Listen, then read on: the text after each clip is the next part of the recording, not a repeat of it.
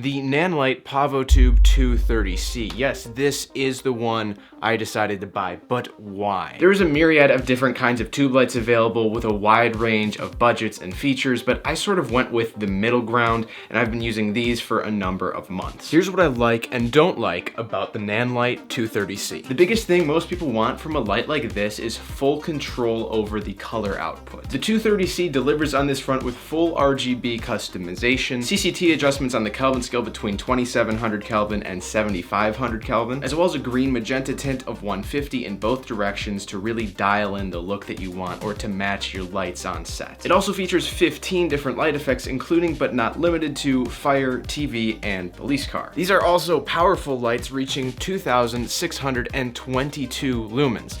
Now, if you don't know what that means, don't feel bad because I don't either. In practice, it's enough for a key light in most rooms and certainly more than enough for a soft fill light or a hair light for interviews. This whole setup is lit only by two tube lights and, a little bit of spill from that window. Let me show you. Here's the key directly to the right of the camera, and then my fill light slash hair light is just a blue one up here outside of frame. I really love the full range of color customization you get with lights like this because changing the color of a video is a really effective way to adjust the mood or tone of the video. Almost as effective as the music and sound effects I get from Epidemic Sound. Epidemic Sound is my go-to site for sourcing music and sound effects for both my YouTube videos and my client work. You can check out all of my favorite songs in my personalized Epidemic Sound playlist down in the link below, plus going through that link will get you a free personal plan for 30 days. That means for a whole month you can try out Epidemic Sound, use it in your videos, receive absolutely no copyright claims, and see if you like the service before committing. One of the things that really sets Epidemic Sound apart from their competition is their stem system, which is an incredibly powerful tool for video editing. Each song can be split into its different parts and downloaded separately so that you can decide in your edit which musical element comes in at which time, or you can even remix the song for your own video. On top of that, they have a massive selection of music, 40,000 songs and over 90,000 sound effects, so I guarantee you'll find something that you'll like. Plus, all of it is super high quality and it's easily cleared for YouTube and all of your other social medias. All I have to do is link my channel, my social media account, or a specific video, and their safe list feature takes care of the rest. Go down in the description to check out my playlist of my favorite songs and try it out for yourself. Again, totally free for 30 days. There's absolutely no reason not to. Let's talk about the design and build quality because that is one of the main differentiators between brands of tube light. The 230C is a plastic build all around, but it is still quite durable. I've dropped it and hit it in ways that have made me wince, but it still works and looks like new. One big downside to the plastic build though is that there's no actual threaded mounting points on the light itself. The more expensive 30X series of lights do have this, but they're built out of metal, so I imagine that the problem with this one is that the plastic simply can't take the forces of screwing a mounting point or a thread directly into the body. Nanlite's solution is this clip included in the packaging which clamps onto the light, and it has these threaded mounting holes on the side.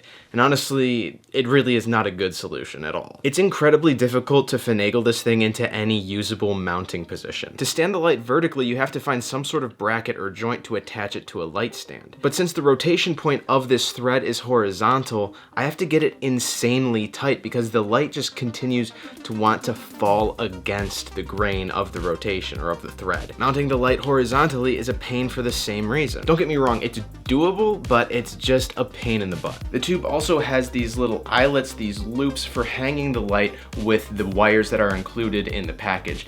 But in my experience, this really isn't very effective and it's kind of just a throwaway feature. The end caps of the tube are where you will find the wire ports and the control dials for adjusting everything manually, and the built-in LCD screen is very intuitive and easy to read. These caps also have hexagonal edges to them, which stops the light from rolling out of position when you place it on a flat surface. Overall, the design could be better, but it also could be worse. The newer edition, the 30X or the 30XR, those solve all of these complaints, but they're also almost doubly as expensive. They're almost twice the cost, which is absurd. Now for the 230Cs, you can buy mounting adapters that solve a lot of those mounting headaches, but since you have to buy these things separately, I didn't think it was fair to include it in this review as like a non-issue. Like I don't want to give them a break on that. Battery life, you get 2.5 hours at 100% brightness, 5 hours at 50% brightness, etc. Which has always been more than enough for me, and unless you've got some sort of extreme use case,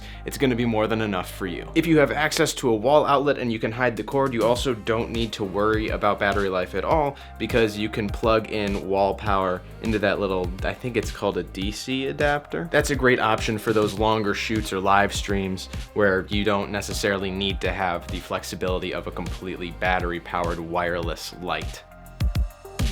Contrary to popular opinion, I think the Nanlite app works just fine. The company has updated it since its rough early days, and now it provides seamless control for these tube lights. You can control every aspect of the lights from the app, and the interface is easy to navigate. To be honest though, on most shoots, I just change the settings manually using these dials.